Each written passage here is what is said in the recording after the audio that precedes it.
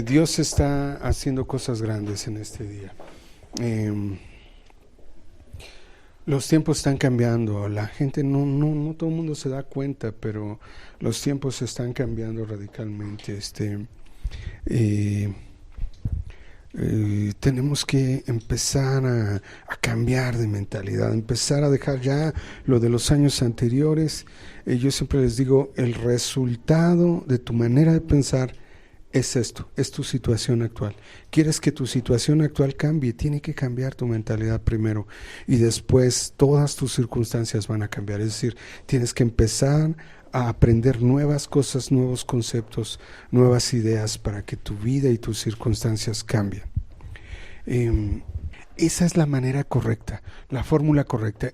¿De qué estamos hablando? Estamos hablando de guerra espiritual. Este es el último capítulo, el capítulo 23. Esta es una corona, una tiara real. Es real porque sí existe y porque pertenece a una reina. Es del Principado, no sé cómo le llaman, de Holanda. De ahí es de Luxemburgo. Esa es la corona, y como puedes ver es de oro con incrustaciones de algunas piedras entre diamantes y otras cosas transparentes, pero está forrada por completo de puros zafiros alrededor. Debe ser incalculable su valor. ¿De qué hemos estado hablando? Hace 15 días hablamos de la conquista, de que la conquista de Jericó marcó la forma en cómo nosotros debemos conquistar al mundo, ¿sale? Exactamente lo que les ocurrió a ellos es lo mismo que nos ocurre a nosotros y tenemos que comenzar a seguir ese plan. Entonces, lo primero que aprendimos es que en la tierra prometida tenemos que hacer las cosas a la manera de Dios, en el tiempo de Dios, a la forma de Dios, porque de otra manera no funciona. Vimos que el juicio que cayó sobre Jericó, hay muchos sietes, y el 7 sí es cierto. Muchos dirán, ¿cuál es el significado de 7? Si a alguno de ustedes le pregunto, me dirán, pues es la perfección, la plenitud de Dios. Sí, pero también el 7 en el Apocalipsis marca juicio. Así que mientras que para unos la manifestación de Dios es bendición, para otros es maldición, porque traerá cuentas a unos y a otros. Entonces el número 7 representó el juicio de Dios sobre Jericó y sobre toda esa tierra de Canaán. Recuerden una cosa, Dios tuvo mucha misericordia de esos pueblos, porque porque cuando es Moisés el que quiere entrar, dice, déjalos todavía 40 años, porque todavía no ha llegado su maldad hasta el límite. Cuando eso esté, entonces caeremos sobre ellos y los destruiremos. Y así pasó. 40 años después, la maldad de esos pueblos era mayúscula, tanto que ya le había hartado al Señor y terminó destruyéndolos a través de los hijos de Dios. Entonces, es lo mismo. Este mundo llegará a un grado de maldad hasta que harte a Dios, y entonces el juicio de Dios se desatará sobre la tierra. Del mundo solo serán salvados aquellos que tengan el sello del Dios viviente, y el sello del Dios viviente es el Espíritu Santo de Él. Así que tienes que asegurarte de tenerlo todo el tiempo, todos los días. Sí, Jericó es la manera como Dios muestra cómo va a destruir el mundo al final de los tiempos.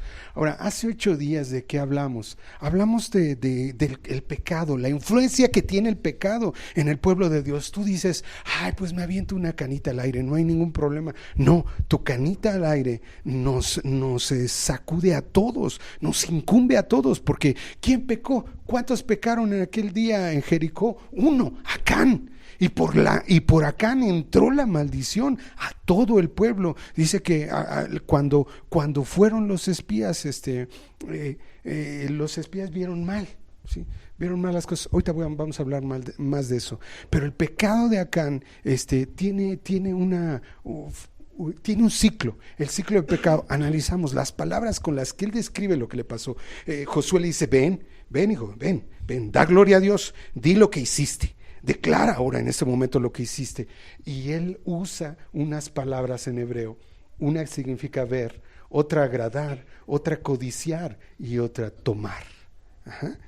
Y son exactamente las mismas palabras. Le digo que cuando yo leí el original, dije, estas palabras las conozco. Las 4 aparecen en otro pasaje.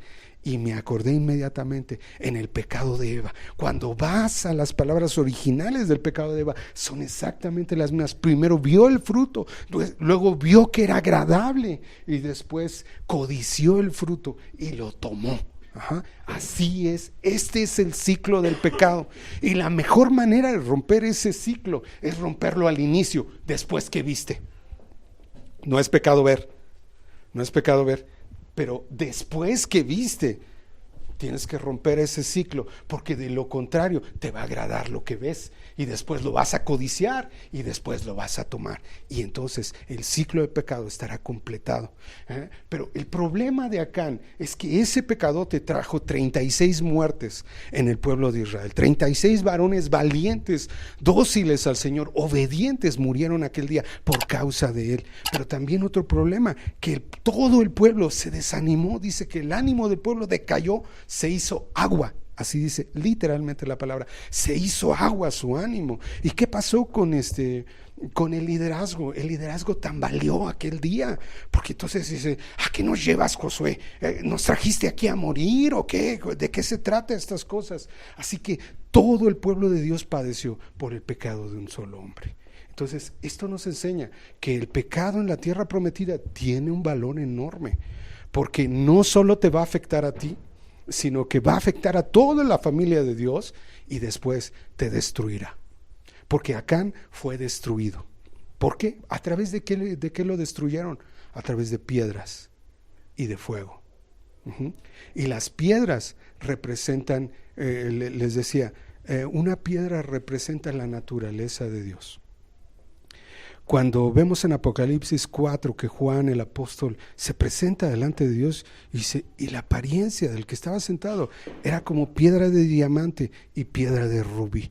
O sea, ¿cuál es la apariencia del Dios vivo? Es como una piedra que brilla en 2 tonos diferentes, en blanco y en rojo. ¿Por qué? Porque uno es su pureza, su santidad, pero otro es el fuego de su amor que destruye. Así que la naturaleza que Acán no quiso, esa misma naturaleza lo despedazó, y el fuego de Dios que tampoco amó lo consumió. Así que 2 cosas le pasaron a Acán. Tarde o temprano el pecado traerá muerte a nuestra iglesia y a tu familia. Por eso en estos tiempos hay que abandonar por completo el pecado. Seguimos, y ahora sí comenzamos con el tema de hoy.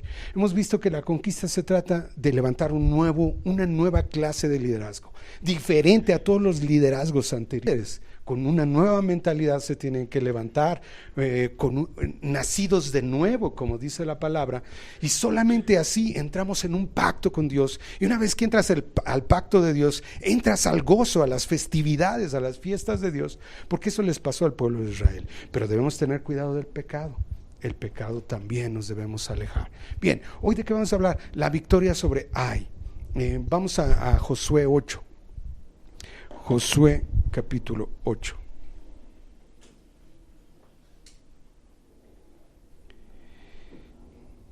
Y con esto vamos a finalizar estos temas. Josué capítulo 8 dice: el Señor dijo a Josué, no temas ni desmayes, toma contigo toda la gente de guerra y levántate y sube a Ai.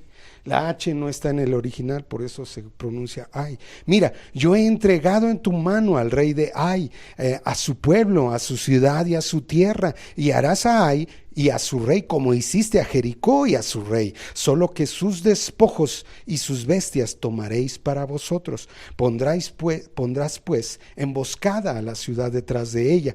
Entonces se levantaron Josué y toda la gente de guerra para subir contra Ai, y escogió Josué 30,000 hombres fuertes, los cuales envió de noche y les mandó diciendo: atended, Pondréis emboscada a la ciudad detrás de ella, no os alejaréis mucho de la ciudad y estaréis todos dispuestos. Y yo y todo el pueblo que está conmigo nos acercaremos a la ciudad, y cuando salgan ellos contra nosotros, como hicieron antes, huiremos delante de ellos. ¿Cuántas personas salieron la primera vez que se enfrentaron? Los espías dijeron, ya manda pocos, unos 2,000, no mandes más. Y Josué envió 3,000. Envió 3,000.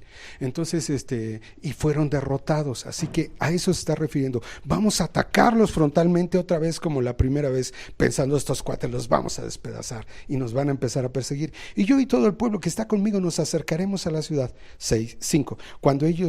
Cuando salgan ellos contra nosotros, como hicieron antes, huiremos delante de ellos, como pasó la vez anterior. Y ellos saldrán tras nosotros hasta que los alejemos de la ciudad, porque dirán, huyen de nosotros, como la primera vez. Huiremos pues delante de ellos. Entonces vosotros os levantaréis de la emboscada y tomaréis la ciudad, pues el Señor vuestro Dios la entregará en vuestras manos.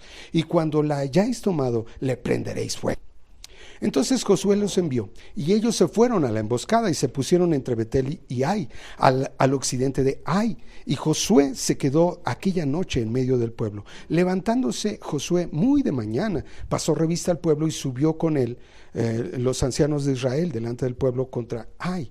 Y toda la gente de guerra que estaba con él subió y se acercó, y llegaron delante de la ciudad y acamparon al norte de Ai. Y el valle estaba entre él y Ai. Y tomó como 5,000 hombres y los puso en emboscada entre Betel y Ai, al occidente de la ciudad. Así dispusieron al pueblo todo el campamento al norte de la ciudad y su emboscada al occidente de la ciudad. Y Josué avanzó aquella noche hasta la mitad del valle.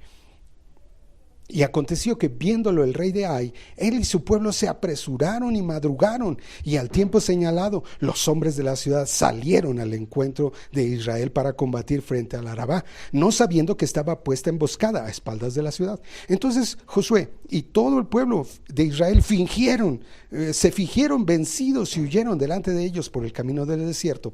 Y todo el pueblo que estaba en Ai se juntó para seguirles, y siguieron a Josué siendo así alejados de la ciudad, y no quedó hombre en Ai ni en Betel que no saliera tras de Israel, y por seguir a Israel dejaron la ciudad abierta. Entonces el Señor dijo a Josué, extiende la lanza que tienes en tu mano hacia Ai, porque ya yo la entregaré en tu mano. Y Josué extendió hacia la ciudad la lanza que en su mano tenía, y levantándose prontamente de su lugar, los que estaban en la emboscada corrieron luego que él alzó su mano, y vinieron a la ciudad y la tomaron, y se apresuraron a prenderle fuego. Y los hombres de Ai volvieron el rostro, y al mirar, he aquí que el humo de la ciudad subía al cielo, y no pudieron huir ni a una parte ni a otra, porque el pueblo que iba huyendo hacia el desierto se volvió contra los que le seguían. Josué y todo Israel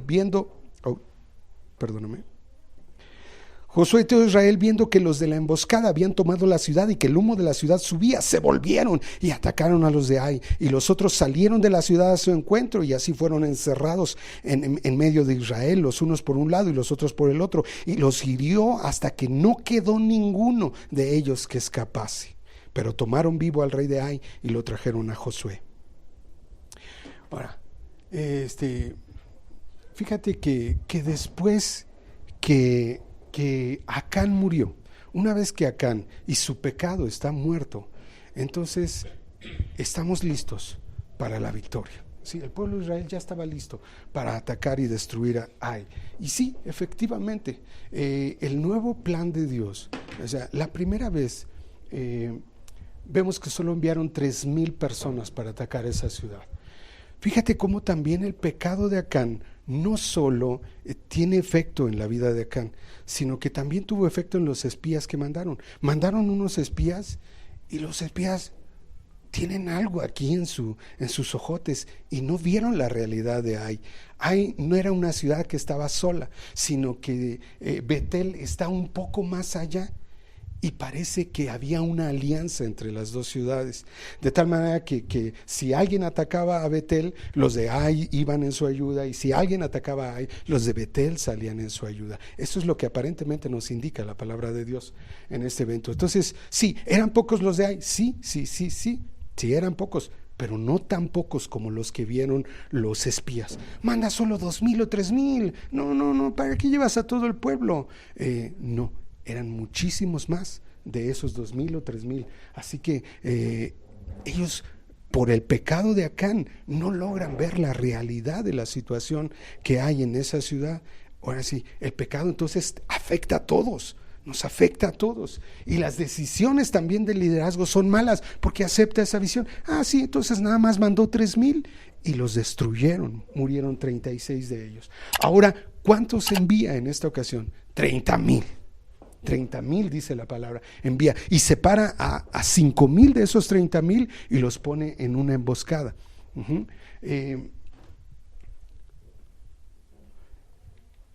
Esto es lo que pasó. Este es el norte, este es el sur, este es el este y el oeste. El pueblo de Israel está acá, así que mandan una emboscada y la posicionan entre Betel y Ai. Y el pueblo sale hacia el norte y toda la noche camina hacia el norte y se planta en este valle. Aquí hay un valle y al norte hay 2 montañas.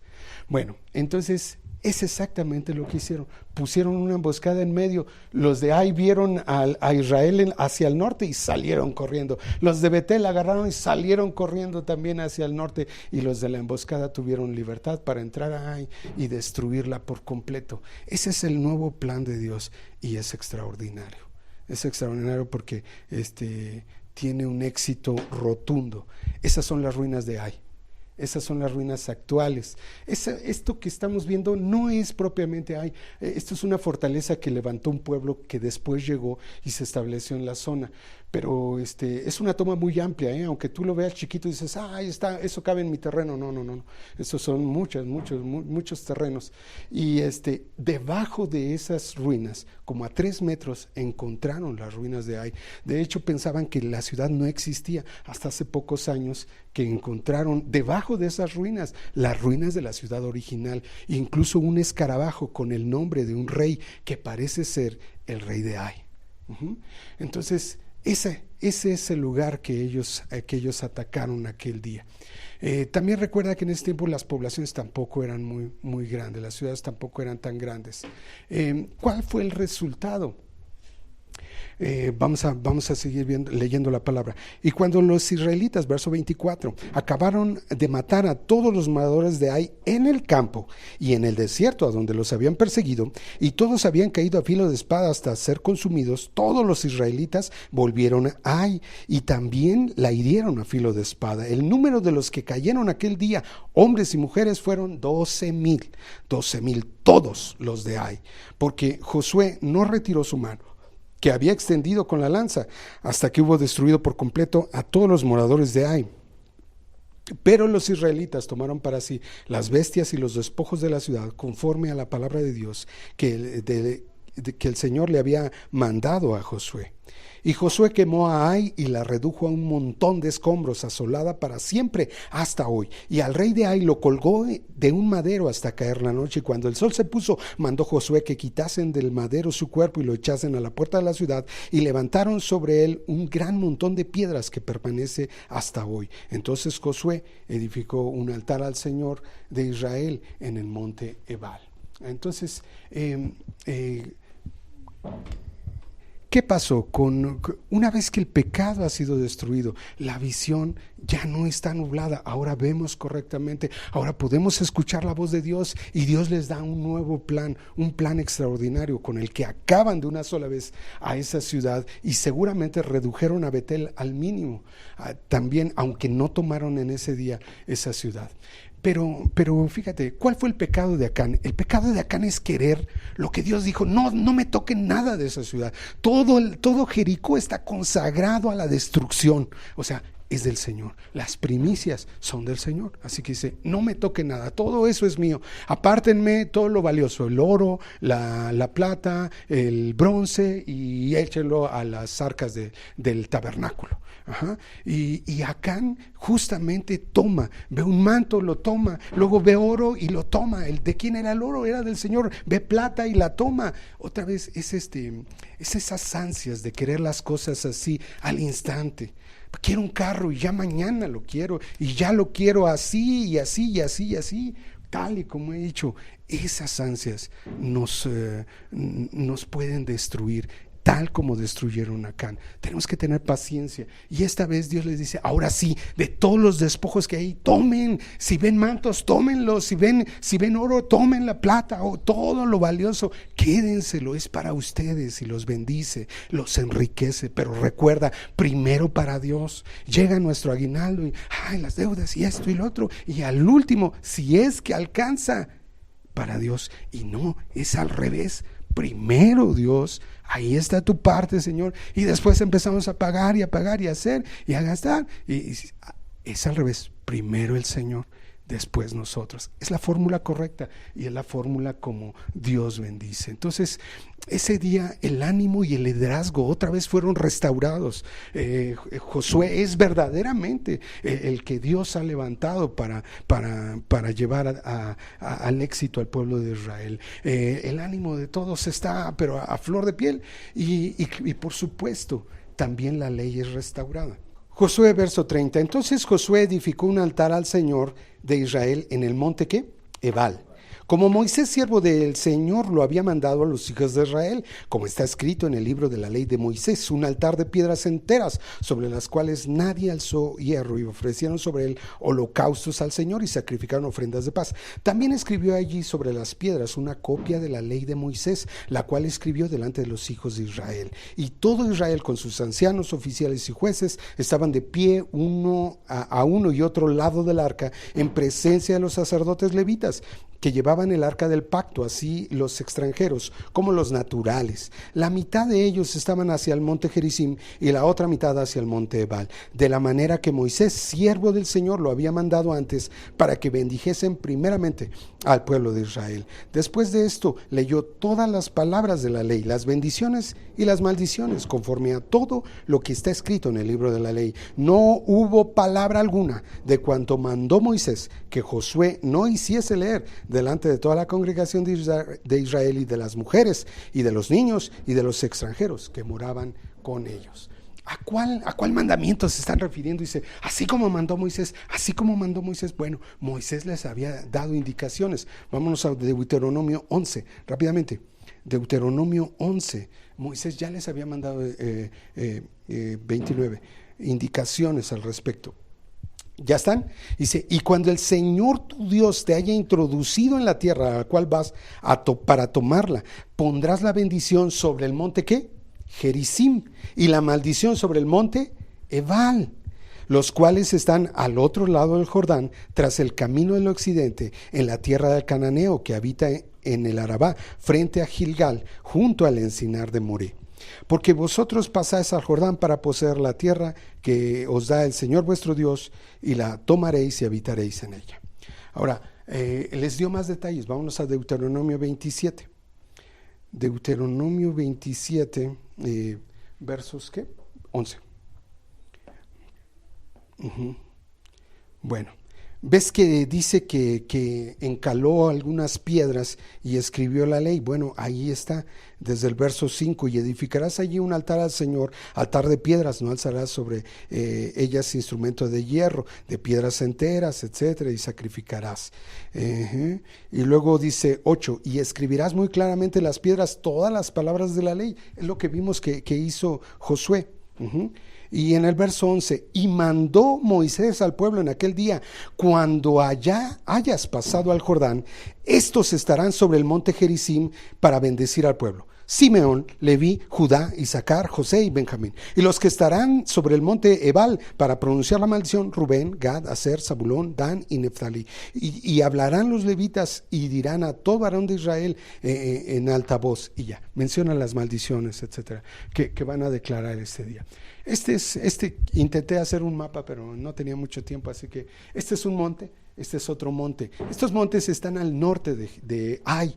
Por eso es que primero conquistan Ai y después se van a hacer esto que ya les había mandado Moisés. Este es el monte Gerizim y este es el monte Ebal. Dice que ponen el arca y a los sacerdotes en medio. Ese es el recuadro dorado. Y 6 tribus parados junto al monte Gerizim y otras 6 tribus paradas sobre el monte Ebal. Entonces, estos que están parados en medio, los sacerdotes decretan: Para Gerizim decretan bendiciones, y las 6 tribus que están paradas de este lado gritan amén, amén, amén y amén a todas las bendiciones. Pero luego se dirigen hacia el monte Ebal, y ahí hay otras 6 tribus, y ahí les lanzan maldiciones. Esto te pasará, y esto te pasará, y esto te pasará si no cumples con la ley del Señor. Y ellos también dirán amén, amén, amén y amén. Es increíble. Pero de las tribus más exitosas que probablemente pasaron incluso a la historia, son las que estaban sobre el monte Gerizim. Ahí está Leví, ahí está Simeón, que fue consumida por Judá, Isaacar, que eran entendidos en los tiempos, está toda la tribu de José, o sea, Neftalí, el otro no me acuerdo cómo se llaman, los hijos de José, y Benjamín. Son las tribus más exitosas, y las otras son las menos exitosas: Rubén, Gad, Aser, Zabulón, Dan y Neftalí. O sea, 2 montes y las maldiciones. ¿Para qué había que renovar esto? Es muy claro. En la tierra prometida, nosotros siempre dijimos, yo quiero conquistar la tierra, quiero conquistar las bendiciones. Sí, lo que no sabes es que hay dos posibles destinos. Uno, un destino de bendición, y el número 2, un destino de maldición. El mismo poder de Dios, el mismo llamado de Dios, el poder de su palabra puede bendecirte o puede maldecirte. ¿En qué consiste la separación entre unos y otros? Pues en si eres obediente o si eres rebelde. Si eres rebelde, olvídate, la maldición. Si eres obediente a la palabra de Dios. ¿Qué nos está hablando Dios hoy en estos tiempos? Que es tiempo de oración. Si no estás orando, estás siendo rebelde. ¿Qué más nos está diciendo? Que es tiempo de preparación. Estos tiempos, este año ha sido un año de preparación para lo que Dios iba a hacer, iba a venir. Así que si no estás aprendiendo, estás siendo rebelde, etcétera, etcétera. Si estamos haciendo lo que Dios está demandando en este momento, puedes estar seguro que serás bendito. Serás bendito. Pero si solo haces lo que quieres, lo que te gusta, o en aquellas cosas en las que estás de acuerdo, entonces maldición. Son tiempos de definición, son tiempos de decisión este tiempo. Así que, ¿de cuál lado eres tú?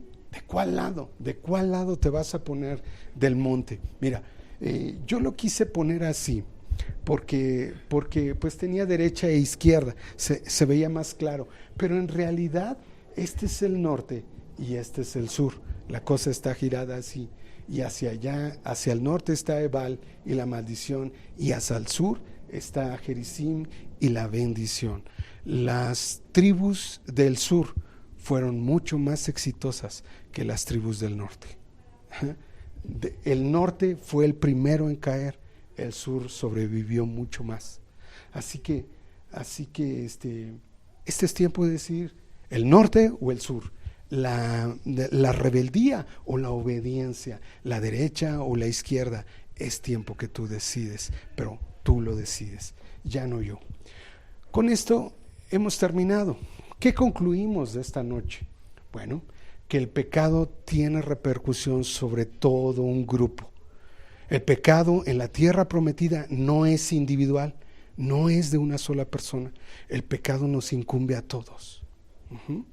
Lo que tú haces tiene repercusión en nuestras vidas. Nos maldices o nos bendices. Entonces tenemos que tener cuidado en este tiempo. El pecado nula la visión del liderazgo, nula la visión de aquellas personas que están puestas para ver más allá. Los espías nublaron su visión, y cuando fueron y dieron mal consejo a Josué, también nublaron la visión de Josué. Entonces tenemos que tener en cuenta esto, problema del pecado. Cuando estamos limpios verdaderamente, entonces escuchamos la voz de Dios y la victoria está cerca. Los planes de Dios son perfectos, aunque no estés de acuerdo, aunque no te gusten, son perfectos. Así que si lo seguimos, no vamos a fallar. Y la obediencia a Dios está sobre todas las cosas. Tienes que ser obediente. Tienes que ser obediente. Escucha hoy la voz de Dios, y si la logras escuchar, no la vas a escuchar directamente. A veces que queremos, no, pues si yo le pido a Dios, háblame, háblame, háblame, así como le hablas a Juan Carlos, háblame, háblame, así como le hablas a la pastora, háblame. No, no, no. Lo más probable es que Dios te hable a través de nosotros, de tu liderazgo, porque todo el pueblo no oía a Dios, solamente lo oía Josué, y Josué les daba las indicaciones a todos los demás. Así que no esperes estar escuchando la voz de Dios directamente, sino que de lo que te decimos, haznos caso y comienza a operar. Estamos por entrar en un nuevo año, y debe ser un año definitivo. 2020 debe ser un año definitivo. O tenemos el éxito que siempre hemos estado esperando, o somos derrotados. Cualquiera de las dos cosas. Pero 2020 va a ser un buen año, de cualquier manera. La pregunta es, ¿en cuál bando vas a estar tú? ¿En cuál bando? ¿En los victoriosos o en los derrotados? Si quieres el bando victorioso, hazme caso. Hazme caso. Haz lo que yo te diga, aunque no estés de acuerdo. Muchas veces hice cosas en las que no estaba de acuerdo, pero Dios trajo mucha bendición en eso que yo no estaba de acuerdo. Muchas veces me pasó. Pero este es un tiempo nuevo. Vamos a orar.